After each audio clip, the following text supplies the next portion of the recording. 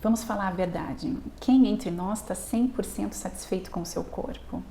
A maioria de nós gostaria de mudar uma ou duas coisas, mas tem gente que chega a odiar o próprio corpo. E diante dessa realidade, se põe uma pergunta se tem como achar um caminho de gostar do próprio corpo do jeito que ele é, ou pelo menos de aceitá-lo melhor. Meu nome é Luciana Frei Bruel e como psicóloga eu quero dar 6 dicas de como melhorar a autoestima corporal, mas antes dessas dicas tem 3 coisas que a gente tem que ter em mente. O corpo ideal não existe. O que existe é um mito da beleza. Se a gente olhar a história da humanidade que nos é conhecida, a gente não tem um único padrão de corpo que é o perfeito em todas as épocas. E mesmo na mesma época, no mesmo momento do histórico, a gente tem lugares diferentes, padrões de corpos diferentes. Isso quer dizer que teve momentos em que curvas aqui ou ali eram atraentes, ou a corpulência, ou a magreza.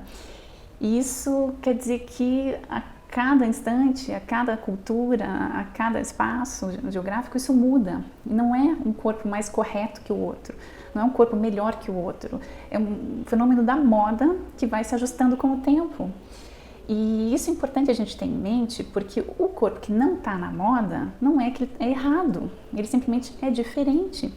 Isso é importante a gente ter em mente, porque muitas das vezes a gente se compara com revistas, com o padrão vigente atualmente de beleza, que não é realista, que é um biotipo diante de tantas outras possibilidades, que é um problema. Porque se a gente se compara, a gente fica infeliz e chega a odiar o próprio corpo, mas é uma coisa de um momento. Se a gente tivesse nascido em 1600, teria sido diferente. E é importante a gente ter isso em mente, porque para não se comparar, ou se comparar, também ter uma noção da realidade, que talvez 3% da população tenha aquele padrão de corpo e que ainda por cima as fotos são trabalhadas com Photoshop, elas são manipuladas. Então, interessante a gente ter isso em mente, que o corpo ideal não existe. O corpo certo não é garantia de felicidade. Quando a gente assiste essas propagandas com uma certa estética, a gente parece que tem a sugestão que para sermos felizes, termos uma vida plena, a gente precisa atingir esse ideal. Muitas vezes é vendido como uma estética saudável, e às vezes a magreza não é saudável, então é uma ilusão que é vendida. E essa ilusão, quando é perseguida com muito afinco, leva pessoas a restringirem muito a alimentação, forçarem na dieta, fazer cirurgia plástica, mudarem a aparência, para só depois perceber que mesmo depois das mudanças, os problemas continuam. A gente leva a mesma vida que levava antes. Então não é uma aparência que é uma garantia de uma vida plena. Uma vida plena tem necessidade de um conteúdo muito maior do que esse. Então vamos ver o que está por trás dessa vida para ela ser plena. E vamos falar a verdade, as modelos com os corpos supostamente perfeitos também têm problemas e também passam por perrengues. 100% de satisfação não existe. Talvez você pense no momento que seria muito mais feliz se tivesse mais ou menos curvas, se perdesse alguns quilos, mas vamos falar a verdade. Se isso acontecer, você acha que não vai implicar com outra coisa? Então a gente nunca vai ficar 100% satisfeito e a gente vê infelizmente algumas pessoas que declaram o próprio corpo como um canteiro de obras e não param nunca de mexer, fazem um procedimento estético aqui, ali, lipo e não param. E é complicado quando a gente sempre tem que mudar alguma coisa. Claro que a gente não deve negligenciar se tem algo que nos desfigura, porque isso existe. Mas tem muito incômodo por aí que é exagerado e não quero demonizar quem faz procedimento estético, mas tem que ser bem pensado e bem consciente e saber exatamente quais são as motivações por trás, porque o ideal não é ter um corpo igual ao dos modelos, o ideal é estar satisfeito com o seu corpo do jeito que ele é. E claro que isso não acontece da noite para o dia, mas é um processo de aprendizado que é possível. E nesse processo, essas dicas podem te ajudar. Pare de falar mal de você mesma. Essa é a primeira e talvez a mais importante dica, é parar de ficar pensando mal e falando mal de você mesma. Muitos de nós temos o que a gente chama de um autodiálogo depreciativo, que é uma voz interior que fica deixando a gente para baixo, falando sou horrorosa, você está ridícula e coisas assim.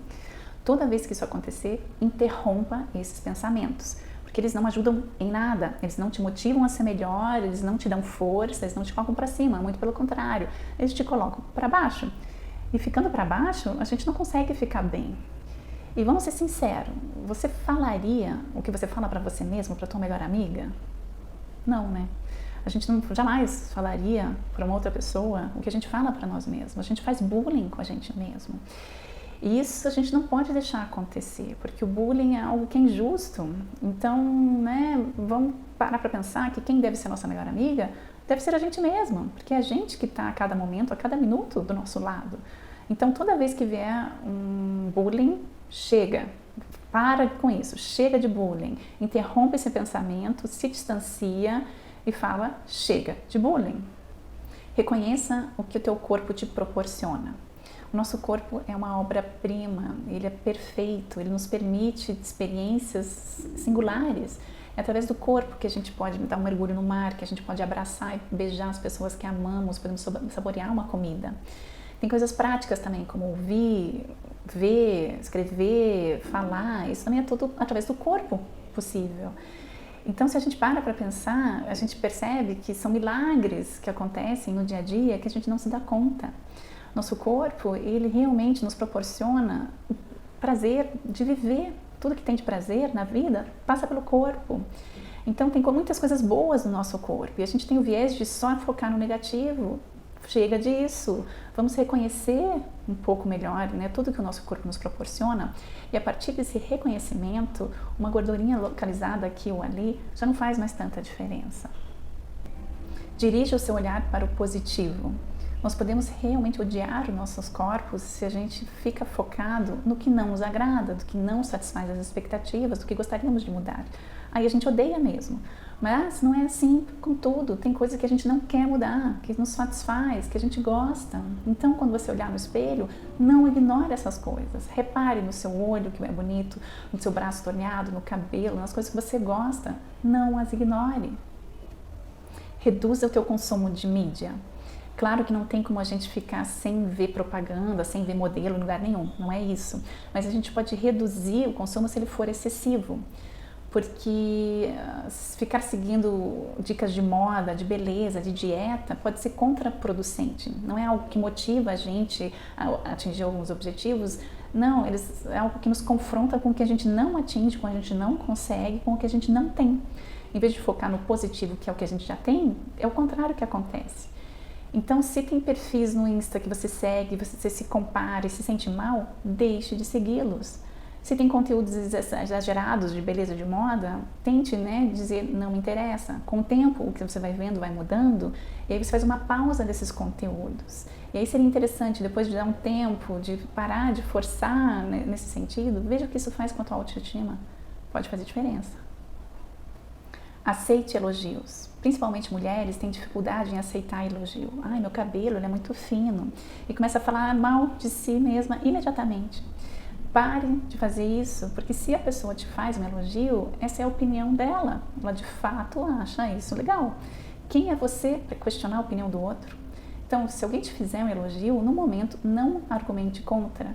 Agradeça e aceita. Pronto. Depois, é importante você lembrar dos elogios também, guardar ele na memória, não só argumentar contra na hora, mas guardar na memória e lembrar que mesmo que tem coisas que você não gosta em você mesma, tem gente que te acha bonita e te acha atraente. Isso é a verdade, isso corresponde ao fato. Você é mais do que só um corpo. Se você pensar nas pessoas ao teu redor que você gosta e se perguntar quais são as características dessa pessoa que eu admiro, provavelmente você vai dizer, eu gosto dela porque ela é querida, porque ela é engraçada, porque ela é alguém com quem eu posso contar, é alguém de confiança. Eu garanto que a resposta não vai ser, eu gosto da minha mãe porque ela tem um nariz lindo, eu gosto da minha amiga porque ela tem pernas bonitas. A tua amiga pode ter pernas bonitas ou não, não é isso que importa, não é esse o motivo pelo qual você gosta de passar tempo com ela. O que importa nos outros, realmente, é a alma, é como a pessoa é por dentro. E aí, como que é diferente com a gente mesmo? Por que no nosso caso, o que tanto importa é a aparência? Então, a gente tem 2 pesos, 2 medidas. Então, né, a gente tem que se dar conta que, assim como para mim o que mais importa no outro é a alma, é como ela é por dentro, o contrário também é verdadeiro. Provavelmente para o outro, o que é mais importante é como eu sou por dentro. E essa é a verdadeira beleza. Talvez tenham pessoas que assistam esse vídeo e falem, para você é fácil se aceitar, você não tem grandes defeitos. Mas, sendo sincera, é difícil para todo mundo, porque a gente tem esse mito da beleza na mídia que faz que seja difícil a gente não se comparar, a gente não se sentir inferior. Mesmo as modelos, elas se comparam e têm seus problemas com a autoimagem e se sentem inferiores. Mesmo porque muitas falam até que passaram bullying na infância por serem muito altas e desajeitadas. Então a gente tem que parar com essa opinião de que para os outros é mais fácil, porque eu trabalhei muito já com pacientes que têm malformações craniofaciais de nascença, por exemplo, a fissura lábio-palatina, também conhecida como lábio leporino. Esses pacientes precisam desde a infância de cirurgia plástica reparadora, porque eles têm de fato algo que faz que eles sejam diferentes da norma. E nesses pacientes eu vejo que tem um caminho que é libertador quando eles entendem que esse é só um detalhe. Quando eles falam, não é a minha aparência que me define, eu sou muito mais do que isso. E esse passo de autoaceitação nos permite uma liberdade e uma vida plena que é possível para todo mundo. Se você precisar de ajuda, você pode entrar em contato comigo que nós vamos juntas. Um abraço.